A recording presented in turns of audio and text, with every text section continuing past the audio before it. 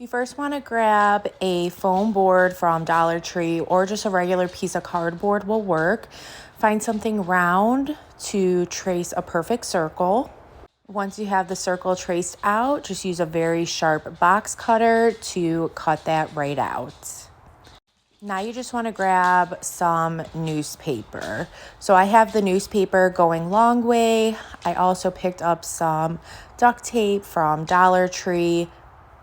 You just want to fold the newspaper around the foam board that you cut out.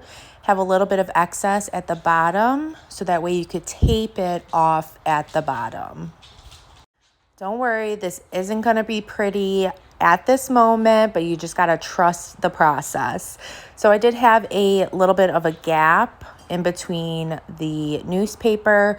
So I just taped another half piece of a newspaper onto those other sheets so that way it is completely covered around that foam board.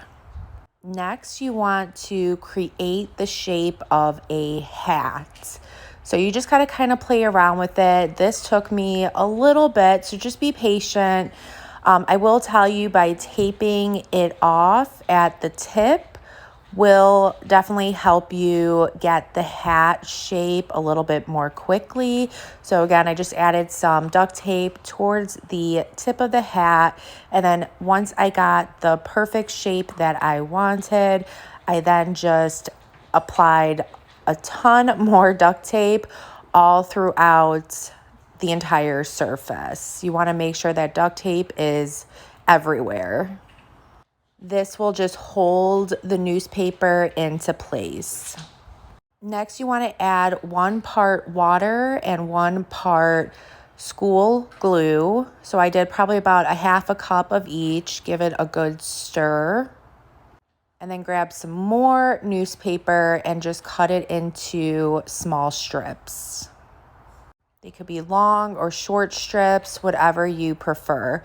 Then you just want to grab some of that newspaper, dip it in that water and glue mixture, take off any excess, and then just start putting it all throughout the hat form.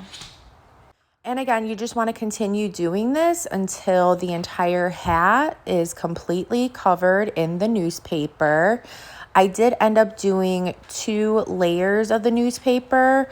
You do just want to make sure that you dry the first layer completely.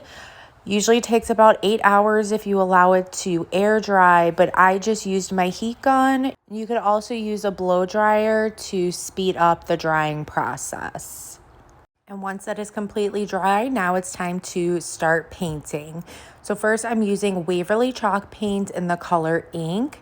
This is going to be my base coat.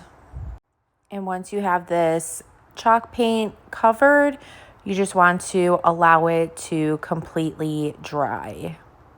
And what's cool about this project is if you are starting to decorate for Halloween, you could stop at this point and just make this a witch's hat. But I had a different plan for this project, so make sure you keep on watching.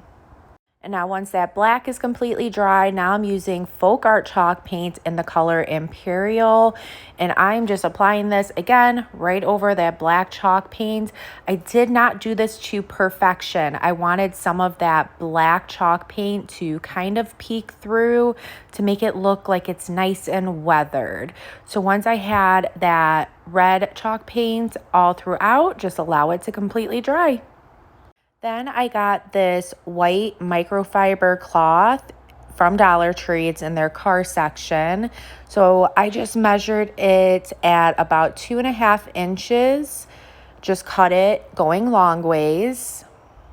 And this is going to be the furry part of this Santa's hat.